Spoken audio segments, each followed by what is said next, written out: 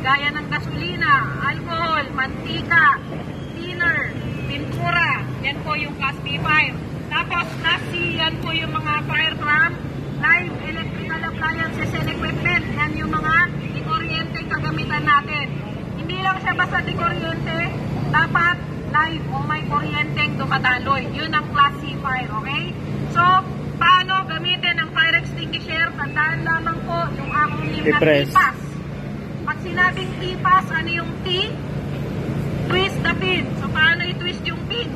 Ikot lang po ng clockwise yung pin para maputol ang safety pin lock.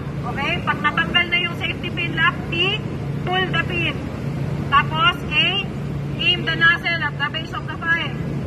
Okay, ganyan ang tamang hawak. Yung hinlalaki, nasa ibabaw ng nozzle. Tapos yung kabila, pangbuhat natin. Okay? Next is squeeze the operating lever. So, ano ba ang operating lever? Yun, yung nasa taas. Ang pang-squeeze natin, yung base ng pump, hindi lalaki. Ito ang base ng pump.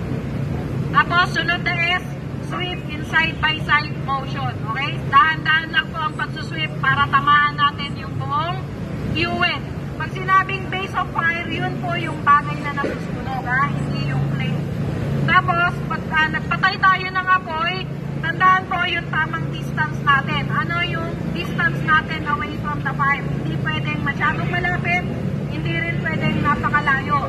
So, dapat 2 to 3 meters or 6 feet away from the fire. So, dahil nandito po tayo sa labas, dapat against direction tayo. So, kung papunta dun yung hangin, dito tayo sa opposite direction po pwesto. Huwag natin salubungin.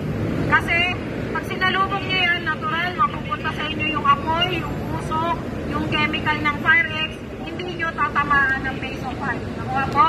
Yes. So, i-assist po namin kayo paano gamitin yan. Tapos, para matuto tayo kung paano pag-suppress ng fire gamit ang inyong fire extinguisher. So, hindi po pwedeng bili lang ng bili. Dapat alam nyo gamitin yan, okay?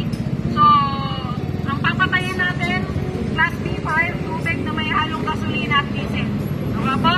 So, yung gusto pong mag-try, pwede po kayong pumunta dito sa harap para i-assist namin kayo. Huwag po kayong matakot kasi ito po ay practice ng gagawin ninyo in case na magkaroon ng okay po. Napit na po, wala ng fire extinguisher.